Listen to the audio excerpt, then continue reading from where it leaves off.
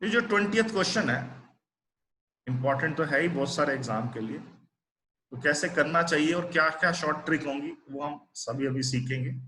ए 30 दिन में करता है काम, ठीक है, ए 30 दिन में करता है। वॉल है यहाँ पे, क्या बनानी है बेटा आपने, वॉल बनानी है। बी कितने दिन में करता है, 40 दिन में। तो टोटल काम हमने एज्यूम कर लिया, ठीक है। इसकी शॉर्ट ट्रिक तो मैं बताऊंगा ही, पहले एक बार कॉन्सेप्ट से समझते हैं कि ए 30 दिन में करता है, बी 40 दिन में करता है। तो कॉन्सेप्ट से कैसे करेंगे कि मान लो टोटल वर्क है जो दीवार बनाने का है 30 और 40 का एलसीएम, 120 यूनिट काम अगर हो जाए तो दीवार बन जाएगी आपकी पूरी, क्योंकि यहाँ पे वॉल बनानी है। ए 30 दिन में 120 बनाता है तो रोज का 4 बनाएगा। बी 40 दिन में 120 बनाता है तो रोज का कितना बनाएगा, 3। ठीक है। इसकी डायरेक्ट ट्रिक तो ये है कि इसी 4:3 में ही बांट दो। जो एफिशिएंसी का रेशियो है 40:30 में भी बांट सकते हो, यानी कि 4:3 में बांट सकते हो। क्यों बांट सकते हो वो अब सीखते हैं। मान लो आपने निकाला कि ए रोज का 4 करता है, बी रोज का 3 करता है, तो टोटल दिन कितने लगेंगे, 120 टोटल वर्क है, और इसका रोज का 4 है, इसका रोज का 3 है, तो 120 बटे, क्या कहोगे आप सर, 120 बटे 7 दिन लगेंगे। मैं ये कह रहा हूं आप एक शॉर्टकट लिख लो जो आपने अभी अभी लिखा होगा, वेजिस इज, ये अपनी कॉपी में नोट डाउन कर लिया होगा, is divided in the ratio of work done. ये बात आपने लिख ली, जो वेजेस है वो किस रेशियो में बढ़ती है, जो उन्होंने काम किया। इस क्वेश्चन 20वें क्वेश्चन में देखिए, हमें ये मालूम चल गया कि दोनों मिलके 120 बटे 7 दिन में करते हैं, और ए का रोज का काम कितना है, 4। तो इस क्वेश्चन में ए ने कितना काम किया होगा, 120 बटे 7 दिन तो किया और रोज का 4 किया। और बी ने 120 बटे 7 दिन किया और रोज का 3 किया। दोनों के काम का रेशो निकाल रहा हूं। अब आप दोनों के काम का जब रेशो निकाल रहे हो तो क्या चीज कट रही है, देखो 120 बटे 7 से 120 बटे 7 तो रह तो 4:3 गया।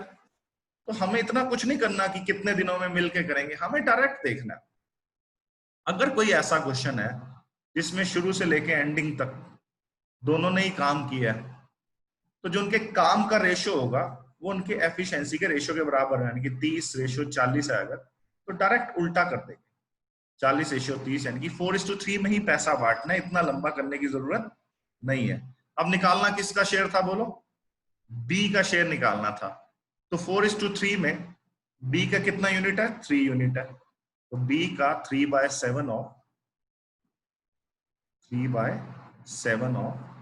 385 जब मैं करूंगा, देखो कितना आ रहा है, 7×5 = 7×5 = 35, 3 7×5 = 55, 165 रुपए, यही सी ऑप्शन आ रही है।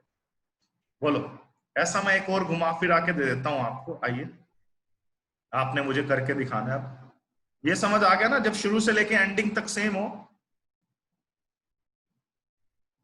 फिर तो एफिशिएंसी के में पैसा बांट दो। अगर नहीं हो तो वो भी बताऊंगा, वो एक मैंने वीडियो भी बना रखा है, मैं शेयर भी कर दूंगा आपके साथ, ठीक है।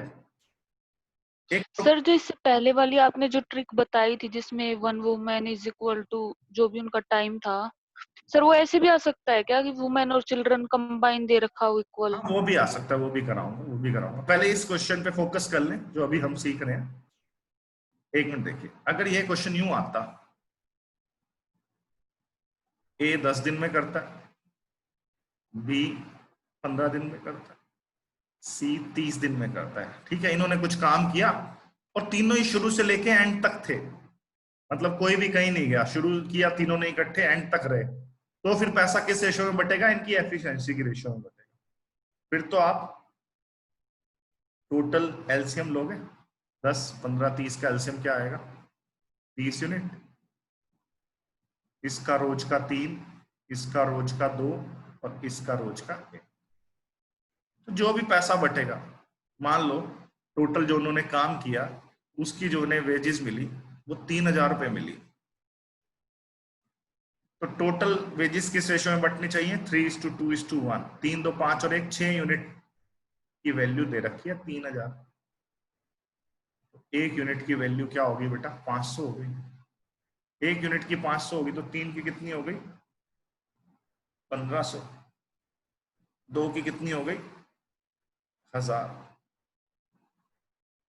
और 1 की कितनी हो गई? 500।